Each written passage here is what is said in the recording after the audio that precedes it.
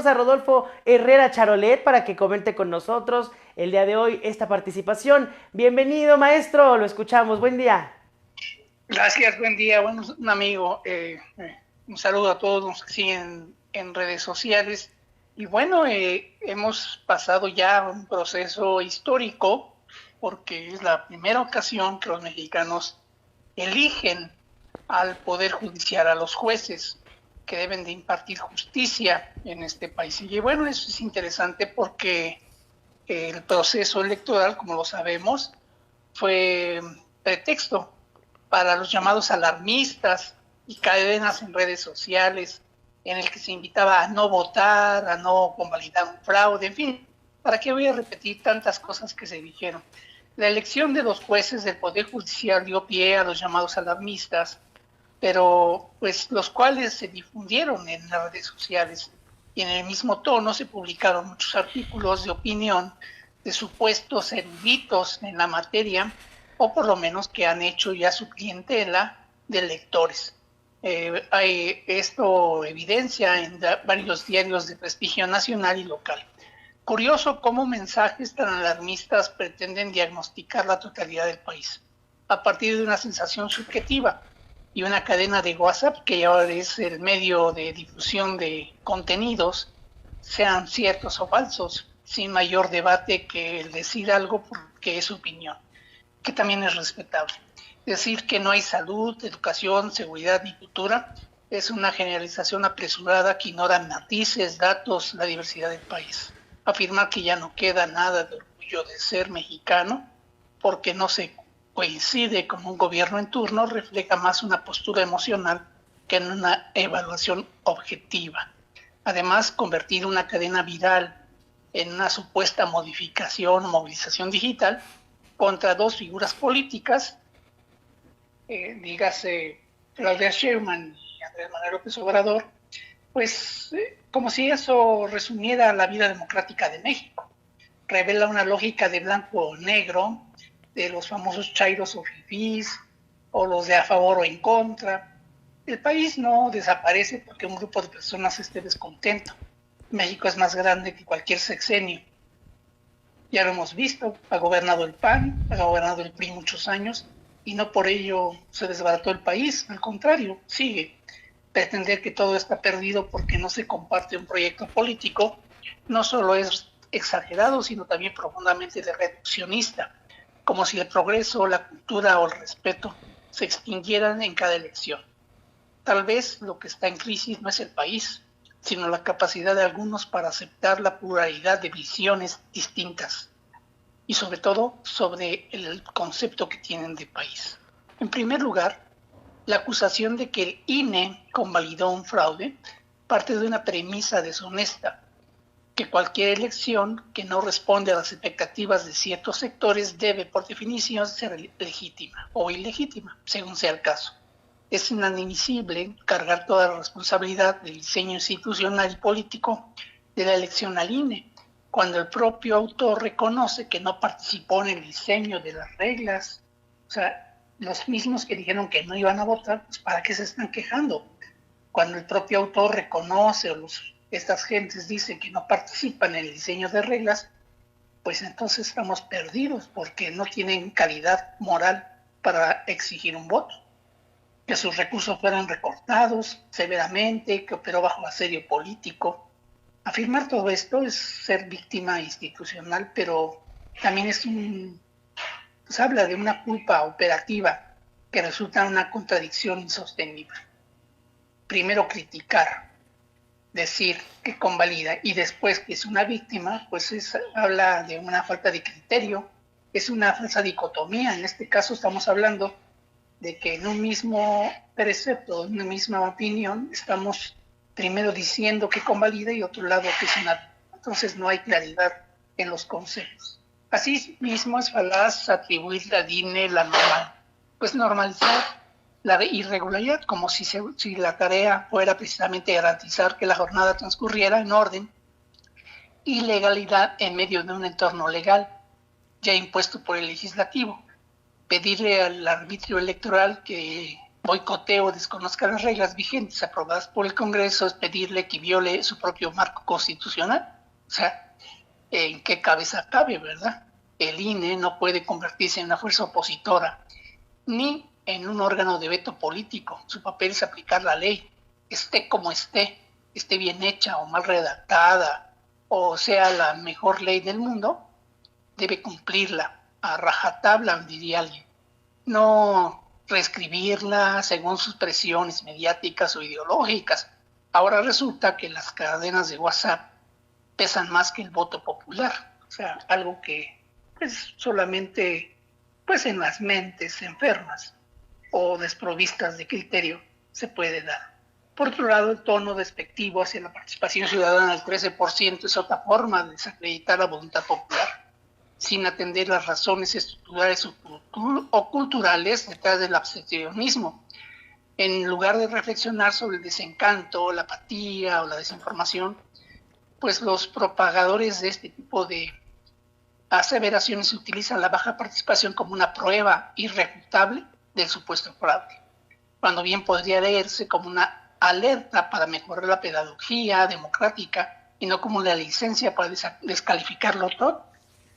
Si no quisieron ir a votar y los mismos promoventes de este concepto no acudieron, pues que no se quejen. Ellos dieron pie a que un reducido grupo de ciudadanos eligieran a quien van a juzgar.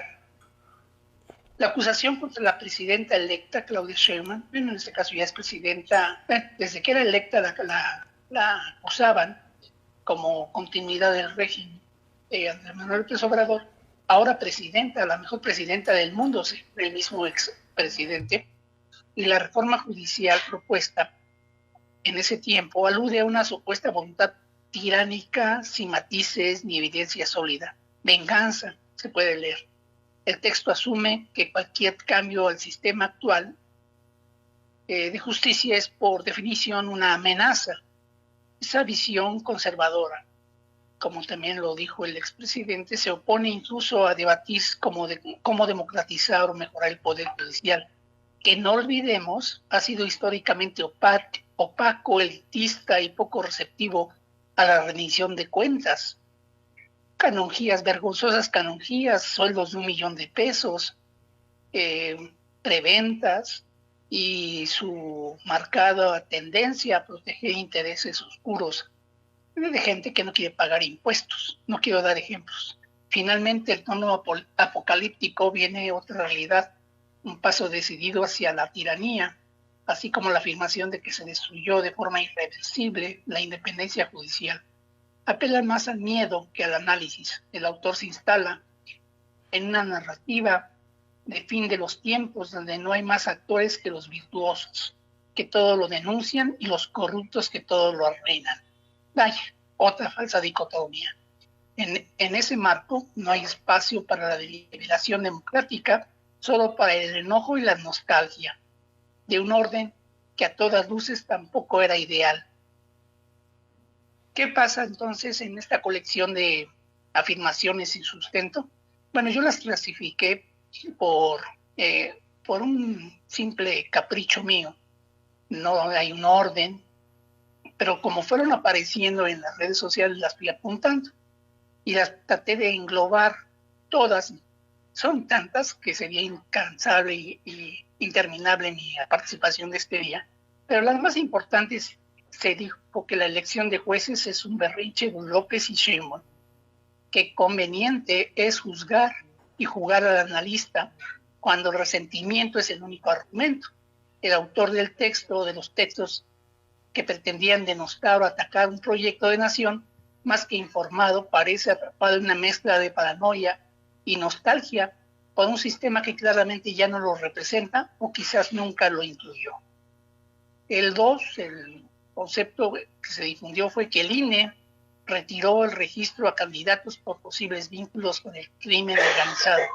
Se quejaban de la supuesta improvisación en la selección de candidatos, pero omite que la depuración de perfiles es precisamente la señal de vigilancia, no de complicidad. Claro que quien ve conspiraciones hasta en el menú del día, eso no cuenta.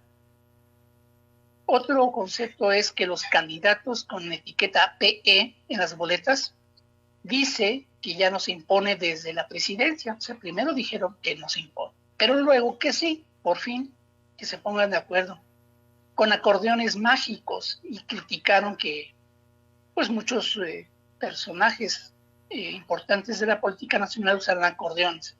Bueno, hasta yo usé uno. Suena más a trauma que a prueba. Ya el TRIFE determinó que son válidos siempre y cuando no sean públicos y no se estén difundiendo. Simple y sencillo, que no se estén entregando. Entonces, si tú llevas tu acordeón, sea en papel de baño o a colores o preimpreso, pues eso es asunto. Máxime que es una votación de una elección compleja. Votaron 3 clases de votantes. Ese es otro asunto que manejan los a favor del Ejecutivo, a favor de pues, del Poder Judicial, a favor de la Presidenta. Como si dividir a los votantes se conociera personalmente las motivaciones de millones de los que participaron. ¿Acaso le impuestó esta gente a todos o solo proyecta sus frustraciones? O sea, eso de clases, pues tendría que hacer un estudio más concienzudo para decir quién votó y por qué lo hizo, no porque se le antojó. No votaron los que no saben leer. Otro argumento tonto. Se burla del proceso electoral porque la gente no sabe leer. Un clásico elitista que no solo subestima al electorado, sino que deja claro que desde el pedestal que escribe, pues se cree superior. Cuando sabemos que el analfabetismo en México anda, pues yo recuerdo que es como del 4%, 4.5% en el 2020. Esto quiere decir que si la mitad de esos son ciudadanos con credencial de elector, pues estamos hablando del 2%. Y de ese 2%, si le sacamos que participó el 10% del electorado, pues estamos hablando 0.2% que no tiene que ver nada ni influye en las elecciones. O sea, en pocas palabras, no saben hacer ni cuentas, hay que regresarlos a la primaria. Morena es el nuevo PRI. Bueno, y claro, rematan con la analogía fácil, Morena es el nuevo PRI, bueno, original y profundo, yo diría en respuesta y en réplica, y repetido hasta el cansancio por quienes no logran procesar que el poder cambia de manos cuando la mayoría lo decide. 50 millones de mexicanos dijeron, váyanse. Pues se fregaron, perdieron, ya, que ganen la siguiente elección si es que pueden. Invita a votar en contra de Morena. Bueno, pues eso se me dio risa porque los jueces no fueron electos por los partidos políticos. En la elección de jueces no participan partidos y finalmente intentan disfrazar su derrota emocional con una falsa invitación a votar, como si un desprecio hacia la democracia fuera convencer a alguien de que su opinión tiene peso, pero sin sustento. En resumen, para concluir, más que un análisis político difundido en redes sociales, es una catarsis de alguien que no acepta que ya no gana su equipo. Pero que no se preocupe, en una democracia real, inclusive él o ellos tienen derecho a decir tonterías. Bienvenidas sus tonterías y convencer a otros como si fuera cierto. También, quienes no entienden que en un debate deben seguirse los argumentos y no caer en falacias. Aquí recuerdo en la prepa, cuando vimos las falacias, ad hominem, o sea, cuando la persona ataca a la persona y no el argumento mismo. O en este caso de una generalización exagerada, que es una falacia también de la generalización, pues es englobar todos sus resentimientos y tratarlos de justificar bajo algún argumento que es poco sustentable. En resumen, el proceso que hemos vivido es único en la historia. Participaron los que quisieron. Yo me saqué la foto y el dedo ya de haber votado como un ejemplo de deber cívico más que de deber partidista. Si voté por los que ganaron o perdieron, eso no importa. Ejercí mi derecho y eso es lo que importa. Es lo más importante para cualquier ciudadano, participar. Sí, maestro, yo también me llevé mi acordeón, la verdad, porque sí, mire, yo entiendo el punto de la oposición de estar atacando es innecesario, y sí es porque ya pierden, porque ya su porcentaje de preferencia es mínimo, y pues después de haber visto morir al PRD, pues sienten que ya van también ellos. Y quieren todo volverlo partidista cuando esta votación no tiene que ver con partidos. Pero ¿usted cómo vio el proceso? Digo, también es normal que sea un proceso pues complicado y que esperemos que evolucione para la siguiente ocasión que suceda, porque sí fue muy complicado. La verdad, yo honestamente sí lo digo.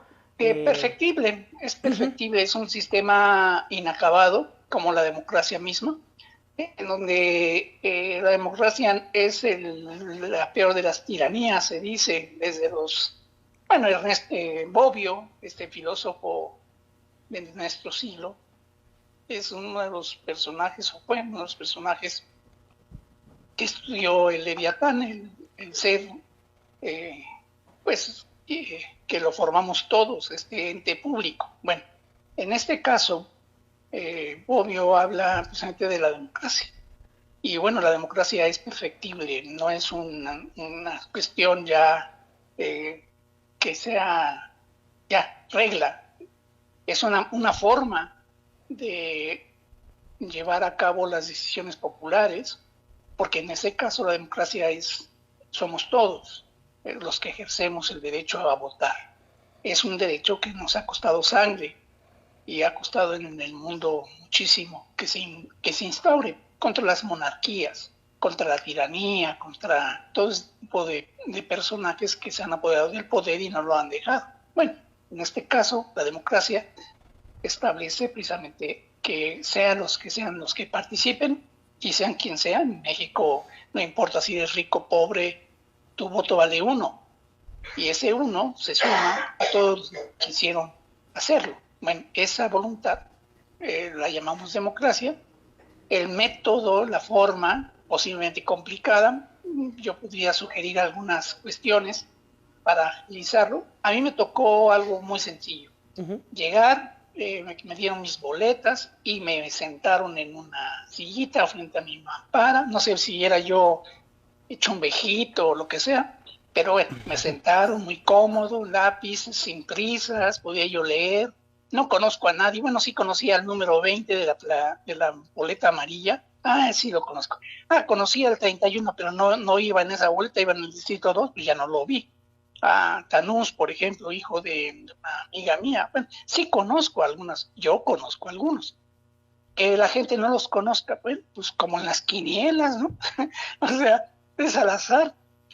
Hay que recordar que antes o anteriormente el poder judicial era propuesta de, o sea, lo proponía, ponía sus ternas, el presidente de la República, los gobernadores, y el Congreso de esas ternas elegía a los jueces, y de los jueces elegían a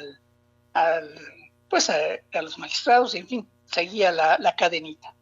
Bueno, pues entonces si antes lo elegía o lo apuntaba el gobernador y el presidente, según sea el nivel, Poder Judicial Federal o Poder Judicial Estatal, pues yo no veo la diferencia de que pues, lo pusiera su gente, la presidenta, o sea, las gentes que considera idóneas para el cargo, que el Poder Judicial lo pudiera hacer también, que el Legislativo lo pudiera hacer, y que el pueblo en esa quiniela de jueces decida quién es mejor. Se supone que cada poder puso a los mejores, seleccionó a las personas idóneas para el cargo, que es lo mismo, simplemente ahora le dieron al pueblo esa capacidad de elegir de entre toda esa gente, pues quiénes van a ocupar el cargo. Si no lo conoces o si lo conoces, eso poco importa, tú lo vas a elegir. El trabajo permanente es de educación democrática. ¿Qué quiere decir? Que la gente por lo menos se tome la molestia de saber quién es, de qué tipo de currículum tiene. Pero pues eso es pedirle perlas al olmo. ¿Por qué? Porque la gente no lee, está más metida en TikTok y en redes sociales, y pues la que enseña el busto o la pompi es más importante, o el que gana no sé, millones de pesos cantando, contra los profesionistas que estudian y se desarrollan, o con los que inventan cosas que ganan muy poco. O sea, hay una falsa percepción de la realidad, de lo que debe ser y de lo que es. Entonces, lo que es de que la gente en México lee poco, menos del 5%.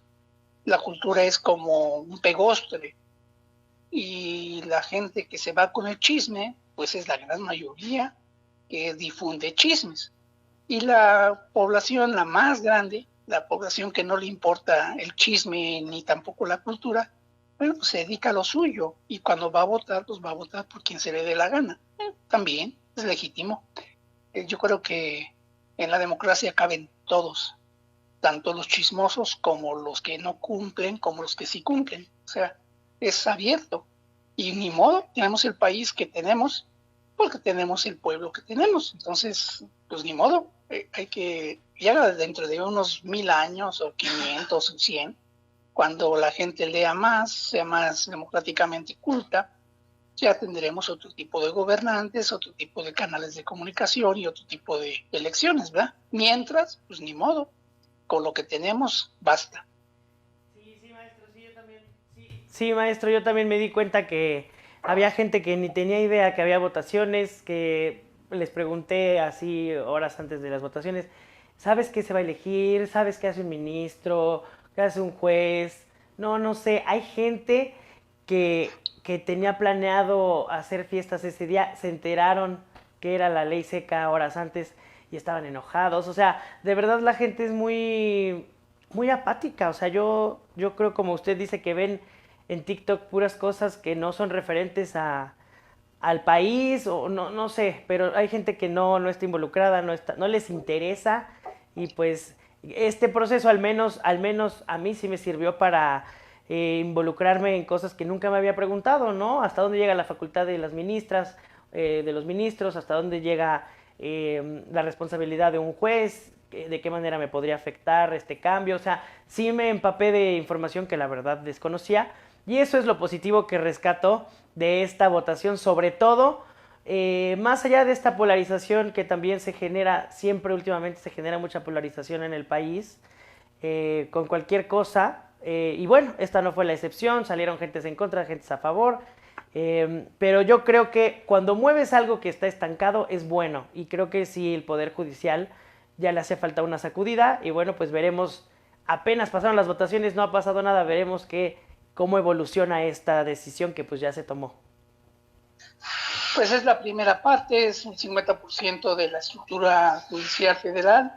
Faltan los estados, tienen todavía 2 años más para hacer las adecuaciones a las leyes y para hacer lo propio. Yo creo que esta reforma tiene que ver precisamente con acabar con privilegios, preventas, ese tipo de sentimiento que existía. Yo en lo personal culpo a la señora Piña, que fue soberbia. Hay que recordar el día que pasó el presidente y no se levantó. Por cortesía, cualquier persona que entra de ese rango, presidente de la República o lo que sea, o una dama, lo que sea, pues se levanta uno por cortesía. Es un principio elemental de respeto, no por el grado ni porque sea yo importante. El sentirse importante, intocable, le costó que la mandaran a su casa. Claro, se va a ir con una pensión jugosa, eso sí, casi 1 millón de pesos, 800,000 pesos mensuales, no es despreciable, independientemente de que se le compruebe si tuvo actos de corrupción o no, eso es diferente.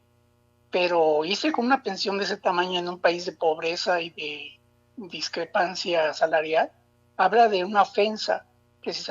Unas disculpas, ya sabe que luego hay duendes aquí, hadas, seres mágicos que nos desconectan el internet o no sé qué será, pero es la magia de estar en vivo. Agradezco al equipo de producción, ¿no? Aquí al productor excelente que tenemos, que ya resolvió los problemas. Y vamos a continuar, vamos a dejar que el maestro Rodolfo Herrera Charolet dé el pedacito de conclusión que faltó, y sus redes otra vez. Maestro, ya estamos de vuelta, una disculpa.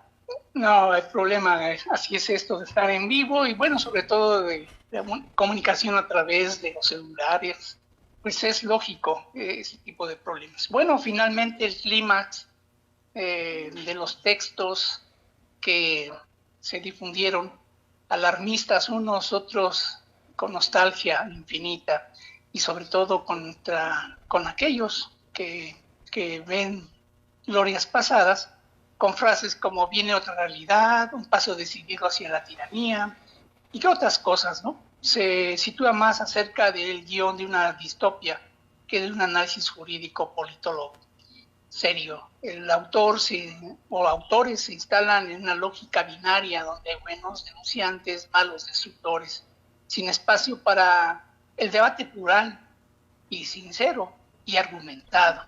En ese marco, ni el disenso es legítimo, ni opinar en contra de este concepto o conceptos que ellos manejan es legítimo. Simplemente en su mentalidad blanco y negro, bueno, nos ponen del lado contrario y ya, ni la transformación es posible para ellos.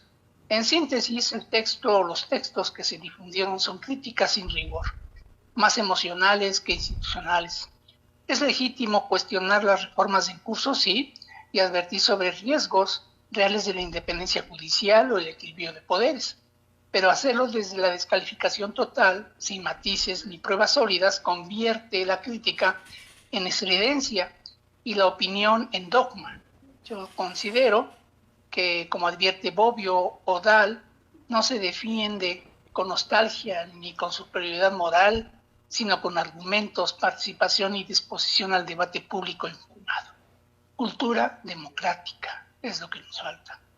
Y bueno, sobre todo mucha paciencia y no calentarse, como dice Melquiades Morales, exgobernador de Puebla, pues traten de ponerse un hielo en la cabeza, no se les caliente la neurona y comiencen a soltar trancazos. Y bueno, mis redes sociales, ya saben, las pueden seguir en Factor Radio, Espiral Comunicaciones, cada 8 días, en la participación que se hace, con mucho gusto, con mucho empeño. Y bueno, mi sitio, eprensa.info, que está a la disposición de ustedes, con comentarios plurales, noticias del día, con diferentes estilos de escritura, de redacción, algunos poco picarescos, algunos son pues sencillamente crónicas de la tragedia, pero son finalmente opiniones de quien lo escribe y que se resumen precisamente en un sitio de acceso directo que no vende nada, sino únicamente se apropia de su tiempo. Muchas gracias. Gracias maestro, le mandamos un abrazo ahora sí ya por concluir esta gran colaboración y nos estamos escuchando la próxima semana. Gracias, muy amables.